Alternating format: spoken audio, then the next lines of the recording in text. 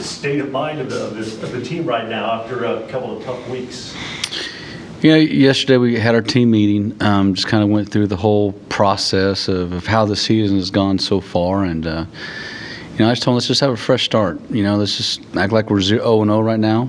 Worry about this game that we have, you know, coming up this week, and play the best to our ability and play up to our potential, and do the things that we need to do to you know, make sure that we win these next 4 ball games. But we have to take this 1 week at a time now. The only thing we're going to focus on this week is Central Missouri, and doing everything right, you know, to give us the best opportunity, you know, to win this ball game. And whether it's the lifting, whether it's the meetings, whether it's the practice, whatever they do, they got to be great at it every single day. And, you know, us as coaches as well, you know, we got to be great. We got to try to motivate. We got to make sure that we're holding them accountable in practice for everything that they do. If they're taking plays off, we got to make sure that we let them know they're taking plays off.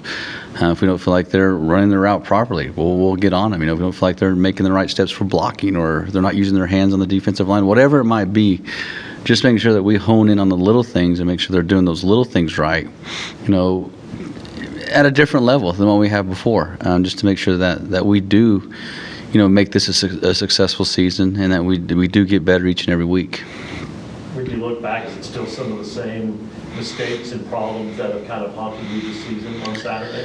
It is, you know, it's just a few guys just here and there. You know, I mean, it's not every single, and it's not the same guys, you know, every play. I mean, it just seems like, you know, there's a guy here and there on each play that kind of doesn't do their job, or they get beat, you know, on that play, and it costs us. And you know, we started looking at, you know, as a coaching staff, and just looking, even with the captains yesterday, just kind of looking back at years past. We look at the 2017, 18, even 19 season. A lot of those ball games were really, really close ball games, and you look back at those, and we could have been a 3-8 team, or a 4-7, 6-5 team. Where that's kind of where we're at right now. We're not getting those wins like we used to in the past, and sometimes those things happen, and we just got to find a way to make sure that we do things, you know, that are going to help us win that ball game instead of costing us that ball game. And a lot of times it's just coming down to 1 or 2 plays, you know, and you saw that as you watched those games. It's 1 or 2 plays that really hurt us in those ball games and cost us those games, where in years past we were able to rally back and win those ball games. So we'll get there, right? It's just a process, and it's a whole new year, and you know, we are the hunted now. I mean, everybody wants to beat Fort Hays State University, when we're kind of making the rise. You know, really, people didn't think too much of it until we reached the top. And now that when you get there, you know, everybody's hunting for you. They're trying to take you down, and they're trying to beat you every single week. So it's even tougher when you're winning, you know, and when you've been at the top for a few years, people want to bring you down, and we're going to get everybody's best. So we have to be at our best every single week, whether it's in practice every single day or whatever it might be. We have to be at our best. You kind of mentioned taking it 1 game at a time and not worry about what's happened. And even though everybody kind of said that's the goal, was there maybe too much looking at the big picture and worrying about having to win 8 in a row to have a chance, or 9 in a row? Probably, you know, I mean, you still try to say, hey, it's 1 week at a time, 1 week at a time, 1 week at a time. But when you talk about 8 steps, you know, in a certain amount of time, that's hard to do. And because you always kind of look ahead to who is our next opponent. You know, okay, we got, you know, Central Missouri this week, and then next week who do we got? You know, and those kids do look ahead at those things, and maybe it is pressure, but we put ourselves in that situation. And when you put yourselves in those situations, you kind of got to look at the small picture, but it's also the big picture of what we have to do to get there. And you know, it's pressure. It is pressure. I mean, I love pressure. I mean, as a player, I love the pressure of a big ball game, and having to compete every single play, and having to make plays. And you know, if I did make a mistake, I had guys all over me, and you know, and same if somebody else made a mistake, we had guys all over them. But it was, you know, we did put some pressure on them, but life's pressure. I mean, life's not easy. There's pressure as you grow up through life and you get a job and you start having families. There's going to be pressure as well, and it's how you deal with that pressure that makes you as a man and makes you as a person. Central Missouri coming off a tough loss, also last-second field goal. They're 2-5 on the season. Is this a case that 2 programs are really desperate, hungry for that win to try and get things turned around? I think so. I mean, When I look back, I mean, I don't want to say we're desperate, you know, I mean, because I think we had opportunities to win those ball games that we were in. You know, if we were just getting completely blown out, it might be one of those desperation modes. But I think where we're at, I mean, I still think we're a very good football team. I think Central Missouri's, you know, a very good football team, and I think that, you know, they do enough to give teams a lot of trouble. Kind of like us, we just haven't put it all together. You know, when they put it all together, they're really, really good. When we put it together, we're really, really good. And you know, we're to me, when I look at these teams, we've kind of been in the same boat. They've had some great plays and some great games and done some good things and had some close losses, and they also had some blowouts. But you know, they're very talented and they're very athletic, you know, across the board offensively. I mean, they got a lot of receivers. You know, they got great running backs. They got a big O-line. They got, you know, 2 really good quarterbacks. And then defensively, they're going to give you so many looks that you have to prepare for, and then they really make you do.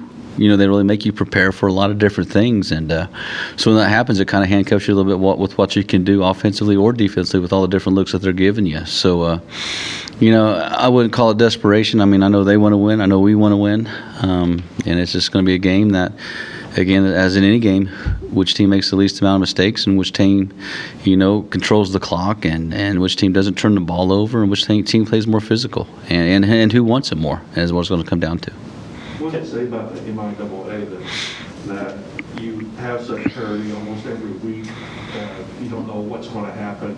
Like Northwest loses to Washburn, you have teams fighting and clawing to get a victory. What does that say about the conference? It's tough, right? Every week is a battle. You know, this conference, on any given day, anybody can win. I mean, heck, Northeastern's beat Missouri Southern, and Missouri Southern here goes beat Central Missouri and UCO, you know, and it's just back and forth, you know, through the conference right now. You know, Mo West beat us, and then, you know, a couple other teams have beat them. You know, Emporia's been kind of on that same boat, having some big wins and having some losses as well. So it's just, you know, each week you got to be prepared and you got to be at your best, and that's just the way it is in this conference. So if you're not at your best in that game, you know, you have a great opportunity to lose that game, and because there is no gimmies. So you got to prepare each week like it's a championship week, and when the teams that do that, you know, usually win the ball game. And I said we're getting closer, you know, but you know this conference is tough, and it's always going to be tough, and you know, you just got to be prepared and be ready. After the game, you kind of mentioned that everybody kind of needs to look in the mirror and evaluate and be better, including coaches. How much can you, in the course of a season, change other than maybe shifting personnel in or out? And how much is, you know, this is what we do and this is how we do it? You know, as coaches, just, you know, when we look in the mirror, and especially when I looked in the mirror, it's like, okay, what can I do better to make, you know, to prepare this team, and how can I motivate them better, you know, and what things do I need to change, and what things do I need to be better at, what things do I need to add, what things do I need to take out, you know, and trying to find the pulse of this team, and am I supportive enough, or am I on them too much, you know? I mean, those are all the things you kind of look at, and then also going as coaches, going, okay, which guys help us the most? I mean, which guys are actually putting in the work in and putting in the time, and find the guys that truly, truly do care, and that's what I want our kids to look at, you know, when they look in the mirror is, you know, how much do I really truly care about this team, and do I care about football, and do I care about winning, and do I care enough to put the work and the time and the effort in, you know, to make this team better, and it goes for everything. You know, how hard are you truly, truly working in the weight room? How hard are you truly, truly working in the film room? How hard are you working in the classroom? And then when you get on the football field, how hard do you practice? Because to be great, all those things have to be great, and you got to be at your best every single day, you know, in those areas, and you can't take, you know, days off just because you might be a little tired or you might be a little sore. Just like us as coaches, you know, we can't take days off because, you know, we've lost a couple ball games. You know, we still have to get back to the grindstone and figure out, you know, what our kids do well, what plays we think are going to work best, you know, against these opponents, and make sure that we put our kids in the best situations. And that's what I talk about when we're looking in the mirror. I mean, what can we do better, you know, to make sure that, you know, this trend doesn't continue, and that we do the things that we need to do to become better as a program, better as a family, and just become to be closer and care a little bit more about the things that we're doing, care about the things that, you know, that are important, and putting a better product on the field as well. Third down and short, it's been an issue, especially the last 2 weeks in key situations. what are you seeing from your guys that you haven't been able to convert? Is it a mindset change? What needs to change? I think it's just, really truly understanding the situation that we're in, right? It's a 3rd and 1 or 3rd and 2. And it's about the grit you have inside of you and the dog and the fight, of wanting to make that play and wanting to get that first down and understanding what the defense is probably going to do to you in those situations. A lot of times in those situations, the linemen are going to pinch hard inside. They're going to bring pressure off the edge. They're going to slant one way or another. But if you get off the ball and you smack them in the mouth, and don't give them that opportunity to do that, you win those downs. And I think we just got to dig a little bit deeper and play a little bit faster and have a little bit more sense of urgency, in those situations. Where if we do that, I feel like we truly do get a bunch of those 3rd downs. I thought last week we were a little bit better. And it goes down to your tailbacks too, right? And they have to get downhill and run physical. I thought Keelan Chapman last week in a couple of those situations where we handed him the ball, did a great job of getting downhill and being physical. I thought it was Sean Waiters, the one play we had with him. He stopped in the backfield, but he has the grit and the grind and the toughness to make sure that he got those 2 yards so we had a first down. And that's what it comes down to. It's a mental toughness, it's a grind, and how bad you truly want to get it. And I think that's just the mentality that we have to have going forward of knowing the situation and understanding, what it's going to take to get it done. You mentioned the defense giving you a lot of different looks. Just what the challenge for Chance and the rest of the offense when 3 down, 4 down, 3-3 snap, Yeah. everything they're going to throw at you. And it's just knowing the personnel, right? Because once you know their personnel and what they're in, you can pretty much know what they're going to do, in those certain, and by the situation as well, in itself, whether it's 1st down, 2nd down, 3rd and long, 3rd and short, what personnel is in the game. And so it's just our kids really studying the film and saying, okay, what numbers are in the game? Okay, this is their nickel package. Okay, this is their stack package. Okay, this is their 4-down lineman package. So they know what they're getting coverage-wise, blitz-wise, and all those different things. And then, okay, here's the situation down distance-wise. This is what they're going to do to us when they're in this personnel. And it's the study, and it's, being a student of the game. The more you study and the more you understand the game and the more you become a football player, great things are happening. It's not Madden, right? You just pick a play and it works a lot of times. Where this, you truly have to understand what's happening in front of you and knowing where to be able to go with the ball. And even, as an offensive lineman, knowing who I got to block in situations. What blitzes do they bring in this situation? I have to be prepared for that, and backs picking things up, and then receivers as well. Okay, they're doing this. This is where I need to put this route instead of just running the route like a robot, So not that they've done that, but I'm just saying that in grand scheme of things, that's how things truly work. And it goes back to preparation. If you truly, truly prepare and get yourself ready, when things happen, you're ready to react and make the play. Are you looking at getting Bashan more into the offense, more touches?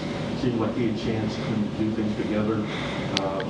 Is that something that might be a possibility? That's every week. Every week we have different plays drawn up for him, giving him different opportunities, making sure that we do get him on the field.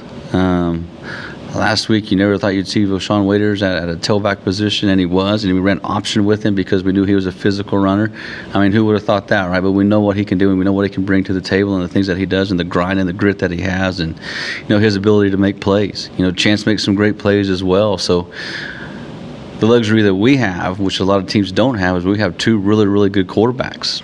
And it says a lot for Sean that, he could probably play at a lot of different schools in this conference, but he stuck it out with us, because he loves being a Tiger and loves being part of this program. And, kids like that, you got to continue to get him touches and make plays for him so he can do the things that he needs to do on the field and make some excitement as well. But no, I love the kid. I'm so proud of him for everything that he does, and we're going to find ways to get him on the field and get him some touches. Chris Strotter was out. Will he be back?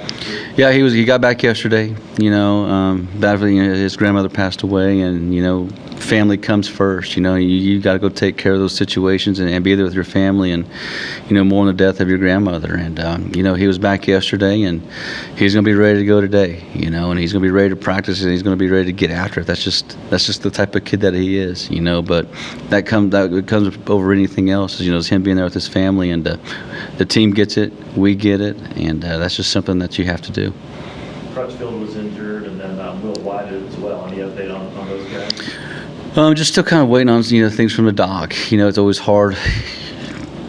Nothing's open on Sunday, so then Monday they start doing, MRIs and all those things, and it takes a couple of days to get those things read as well. So, they're moving around, they're walking around, and then, so we'll just have to see, what the doctor's saying and what the outcome is. But, we're praying for them every day. Hopefully things turn out the way that we want them to turn out. But, those kids have done a lot for us, and they play hard every single week, and, they're still great leaders. But, we'll see.